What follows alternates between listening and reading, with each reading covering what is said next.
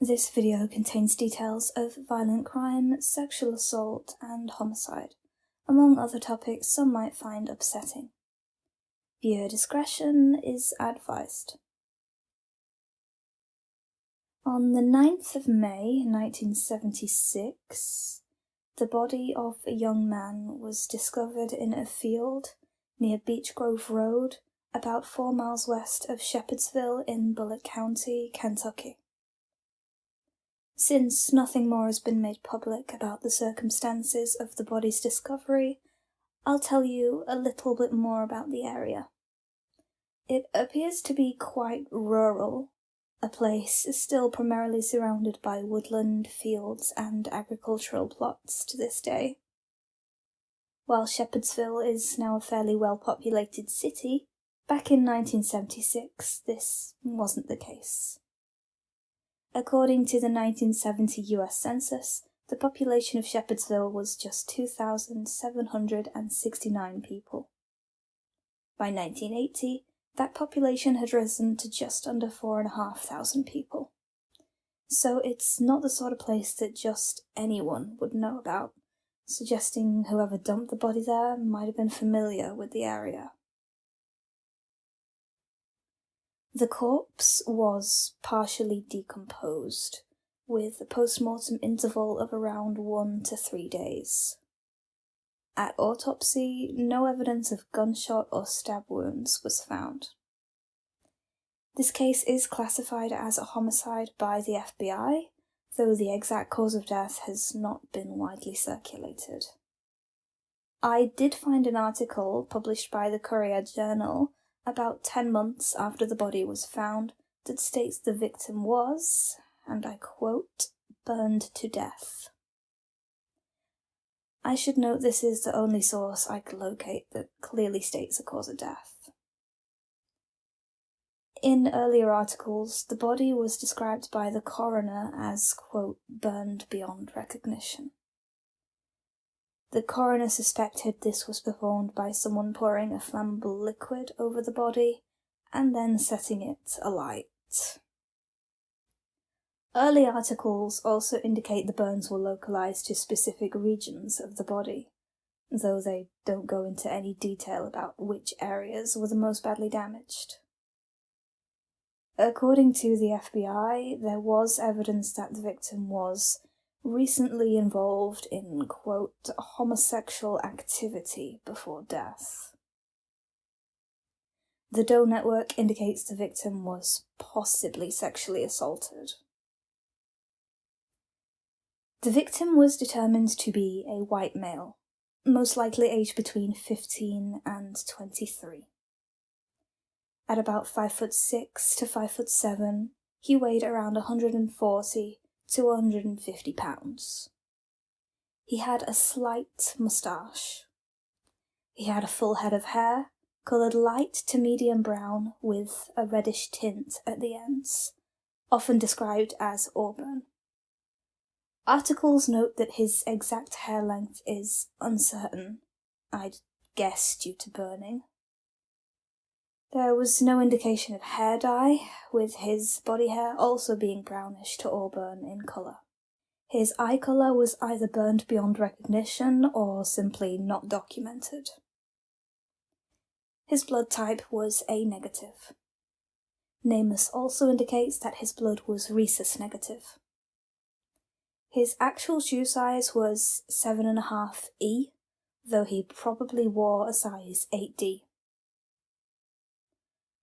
Although a forensic dental chart was never made, investigators did note down a few unique details about his teeth.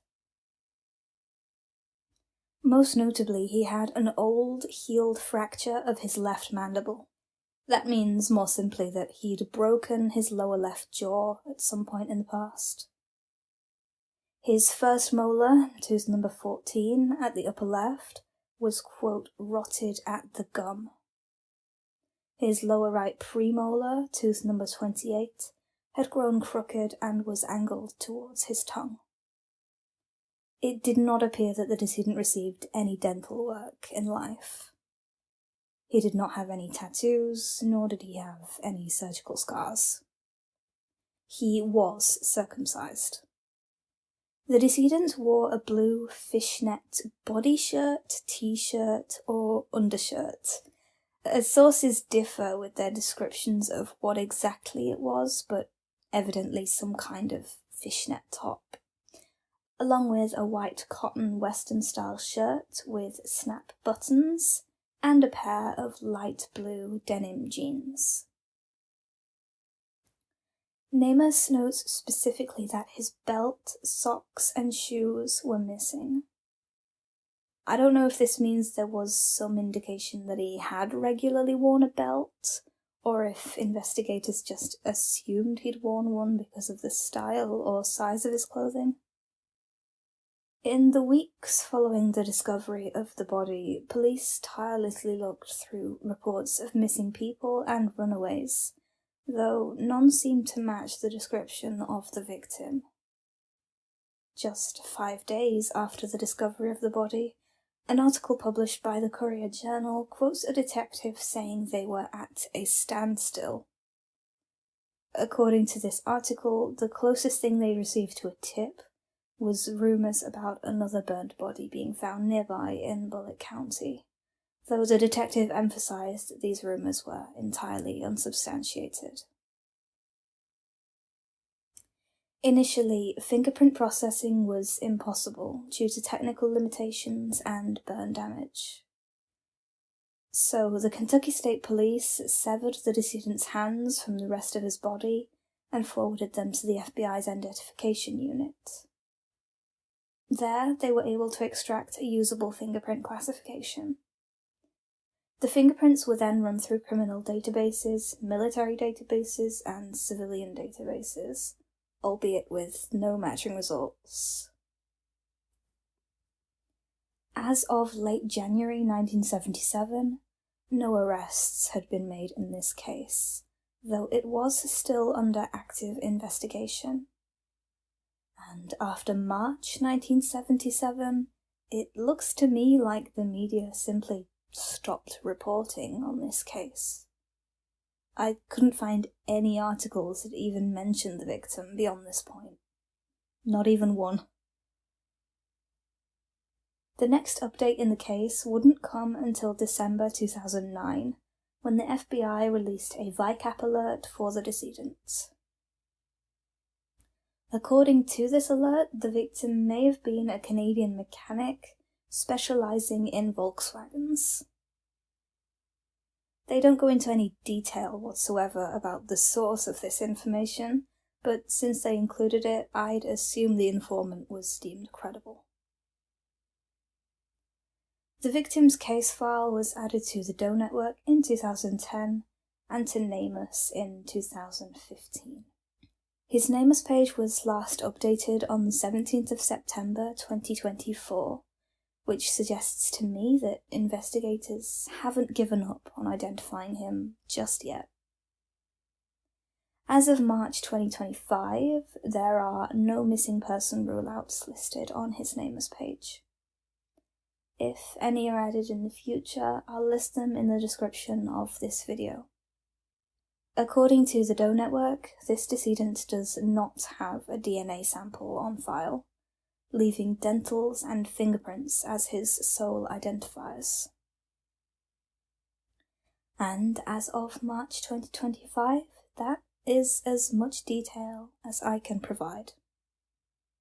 Anyone with any further information regarding this decedent is urged to contact the Kentucky State Police by calling 270-766-5078 or by emailing jeremy.mabe@ky.gov.